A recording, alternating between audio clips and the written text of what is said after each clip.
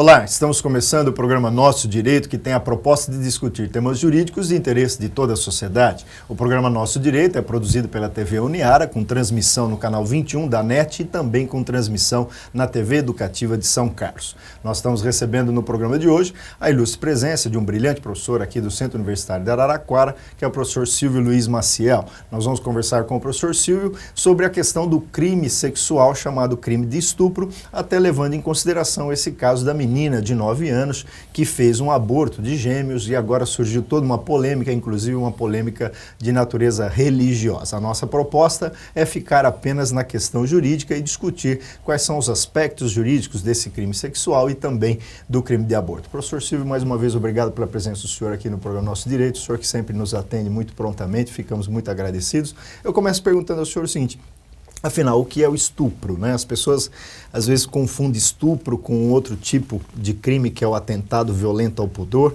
Como é que o senhor poderia diferenciar o estupro do atentado violento ao pudor? O Código Penal prevê no artigo 213 o estupro, que é conjunção carnal, ou seja, introdução parcial completa do pênis na vagina.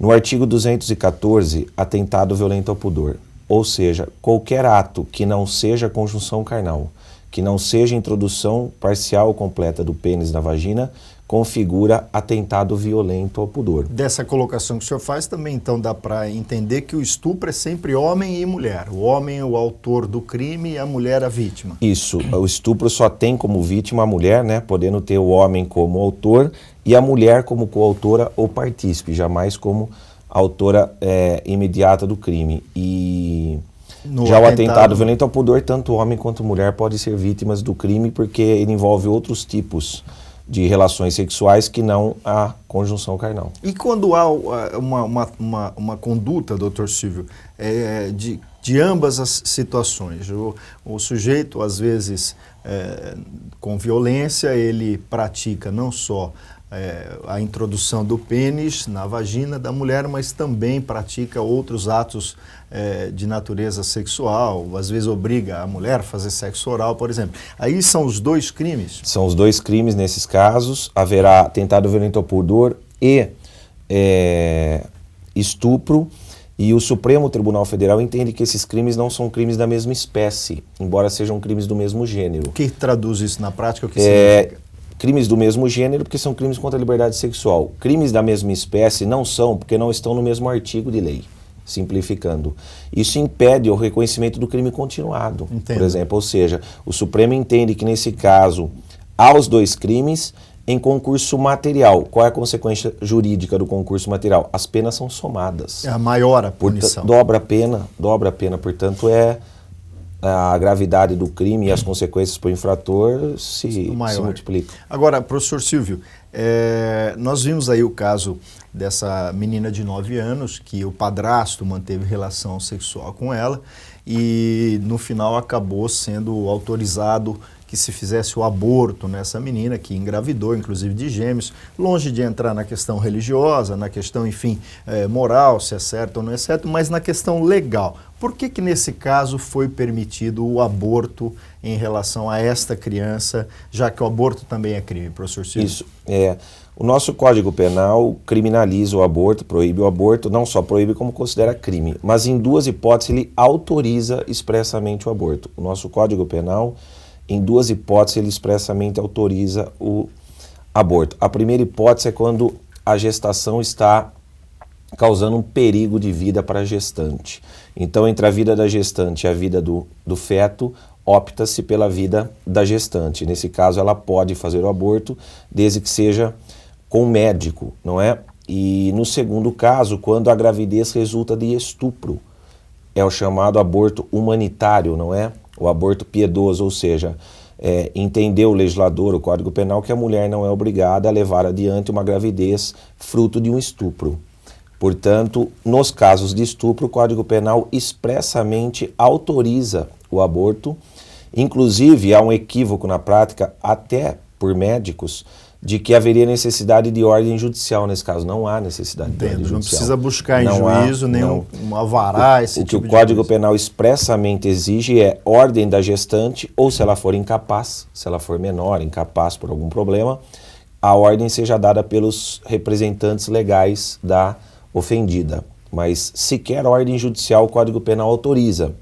E a prova do aborto, como é feita? A prova do aborto é feita com boletim de ocorrência, com declaração da vítima, com testemunhas. E aí vem uma outra questão, mas isso ensejaria abertura para fraude. A mulher que quisesse fazer um aborto, bastaria uma delegacia, registrar um boletim de ocorrência e que estaria autorizado o aborto. Veja, a lei sempre dá vazão a fraudes, não é? O que nós não podemos é condicionar a autorização do aborto ao encontro do estuprador e a condenação dele. Porque se a lei só permitisse o estupro, o aborto. Quando o estuprador fosse localizado pela polícia e condenado, a criança nasceria, e nós sabemos que as cifras de esclarecimento da autoria no Brasil não são muito grandes, né? Ainda mais em crimes sexuais. Então, no outro meio, é claro que se posteriormente se descobrir que era mentira, ela vai ser processada pelo aborto, né? E porque não havia a situação excludente de ilicitude a justificá-lo, e vai ser também processada por falsidade ideológica, por constar lá em um documento público uma informação falsa. Entendo. Mas nessas duas hipóteses, quando a mulher corre risco de vida e quando há estupro, quando a gravidez resulta de estupro ou de atentado violento ao pudor, porque há uma possibilidade de a gravidez resultar de atentado violento ao pudor, os nossos tribunais permitem o aborto. E uma terceira discussão que está sendo, uma terceira hipótese que está sendo discutida no Supremo Tribunal Federal é o aborto do feto que sofre de anencefalia. Não é? Esse também é um tema bastante polêmico, né? O Supremo ainda nos pronunciou. Exatamente. O feto que tem problema de anencefalia, segundo os critérios médicos atuais, ele não tem chance nenhuma de sobrevida. Ele nascerá, viverá por alguns segundos, dias, mas com absoluta certeza, dentro dos critérios médicos hoje, ele morrerá. Existe uma ação no Supremo, ADPF, a Arguição de Descumprimento de Preceito Fundamental número 54, em que se discute essa questão. O ministro Marco Aurélio havia dado a liminar autorizando o aborto de feto anencéfalo. O plenário cassou a liminar e essa ação está pendente de julgamento. Agora, a criança, na prática, nesse caso, deve ter nascido, então? Sim, nesse caso sim, mas eles vão continuar discutindo a questão. Uns dizem o Supremo não pode autorizar nesse caso porque ele estaria criando uma terceira hipótese de autorização de aborto não prevista em lei. Estaria legislando, atuando como legislador positivo, não é? Entendo. E outros dizem que ele pode, porque ele não estaria criando uma terceira hipótese. Ele estaria fazendo um conflito de normas envolvendo a maior norma constitucional, o maior princípio de direito, que é a dignidade da pessoa humana, no caso da mãe. Então isso autorizaria o aborto do feto inclusive anencéfalo. Talvez pudesse fundamentar no sentido de que coloque em risco a vida da gestante, de natureza talvez até psicológica. Exato. Né? E com isso fazer essa autorização. Mas é muito complexo essa... É muito complexo, muito polêmico essa discussão. São daqueles julgados que todos os ministros pedem voto, entra amicus curiae, entra sociedades de classe de ambos os lados, né? Questões religiosas. Grupos sociais que querem dar seus pareceres, suas opiniões. Até audiências públicas o Supremo faz nesses casos para poder julgar uma questão dessa envergadura. É verdade. Bem, nós vamos fazer um rápido intervalo e voltaremos daqui a pouco com a segunda parte do programa Nosso Direito.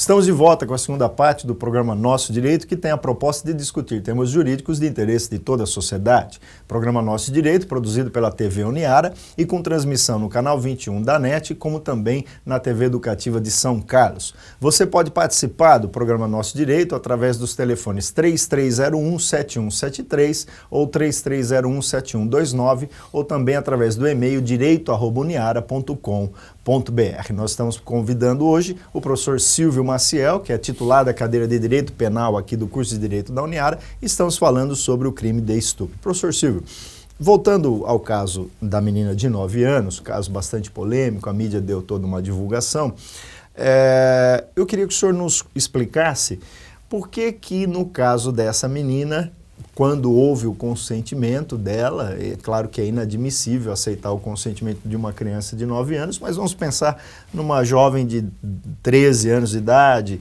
14 anos de idade, enfim, por que quando há esse consentimento, mesmo assim é considerado estupro? Isso.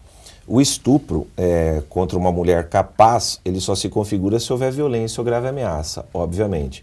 A relação sexual consentida é um fato humano normal, comum, não caracteriza crime.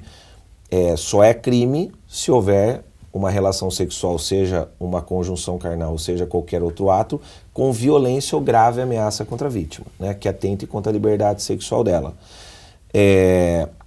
Isso é a chamada violência real. Por exemplo, uma mulher de 25 anos, sob a mira de uma arma ou sob violência física, é constrangida a manter conjunção carnal com alguém.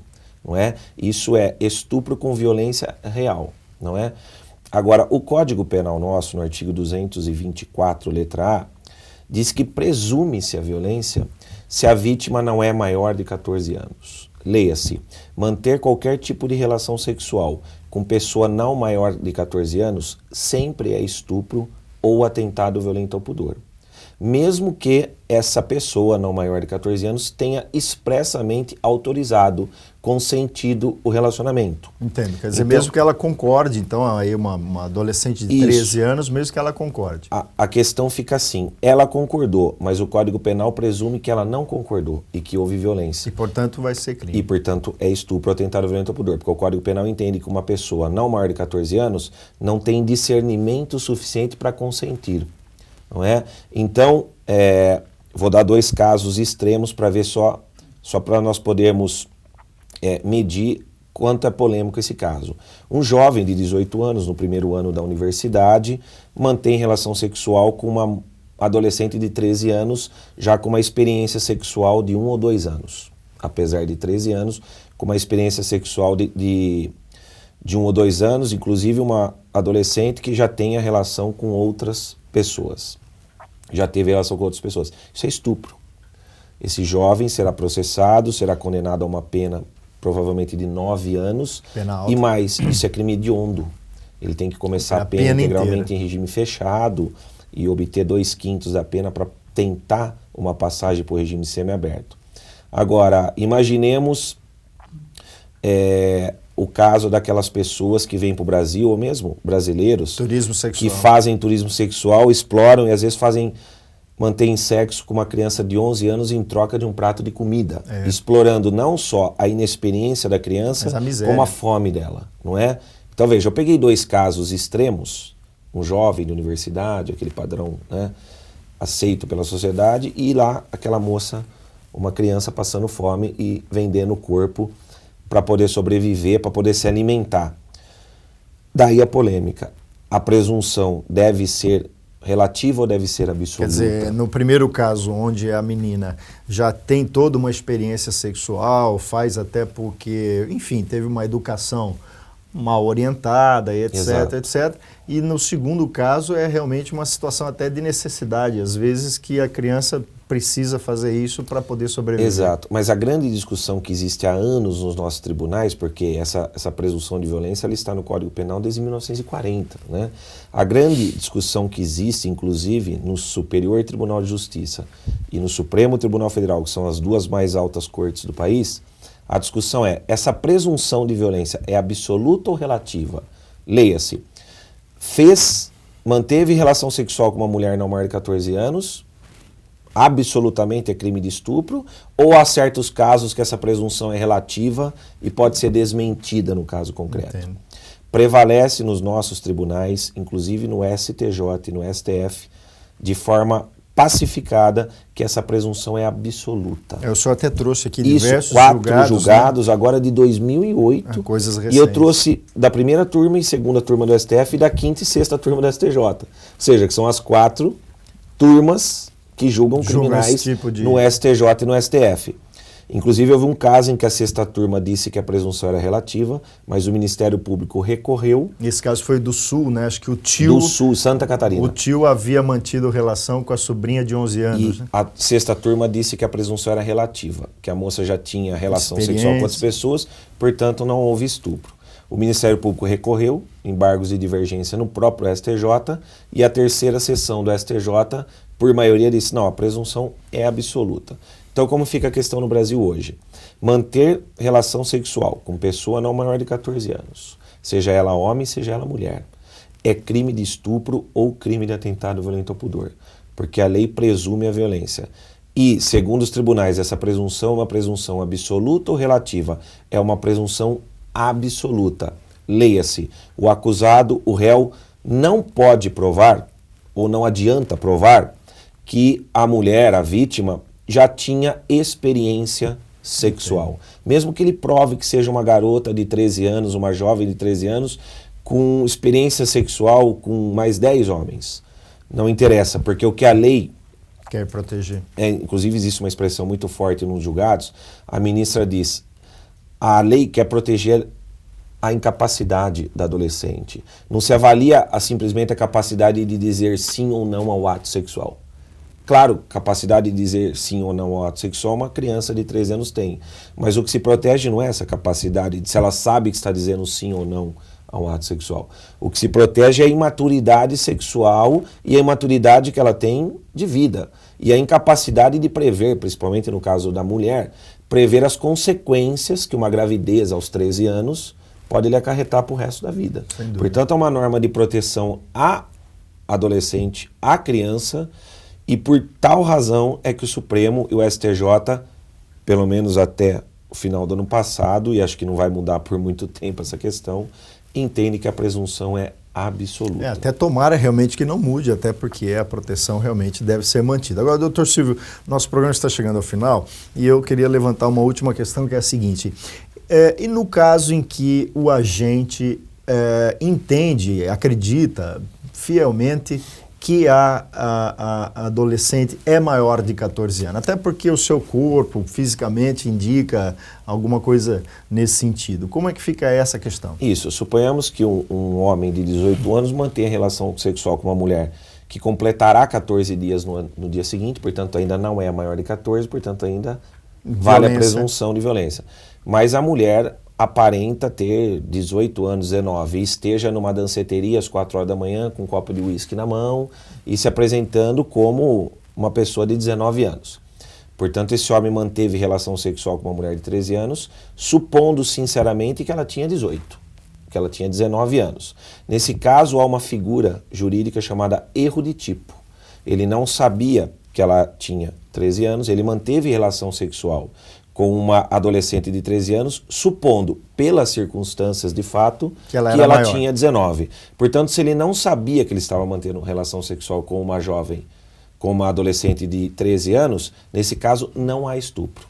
A nossa jurisprudência é farta em casos, todo dia os tribunais absolvem por essa situação. Mas isso tem que ficar bem demonstrado. Tem que ficar bem demonstrado. Isso juridicamente, tecnicamente, é denominado erro de tipo, é uma figura jurídica prevista no artigo 20 do Código Penal, que exclui a intenção do agente, exclui o dolo do agente. Portanto, ele não responde, desde que fique bem provado, que pelas circunstâncias de fato, ele não tinha nenhuma condições de saber que mantinha relação sexual com uma mulher não maior de 14 anos. Perfeito. O nosso programa chega ao final. Gostaríamos de agradecer imensamente ao professor Silvio Luiz Maciel. Devolvo a palavra ao senhor para suas considerações finais.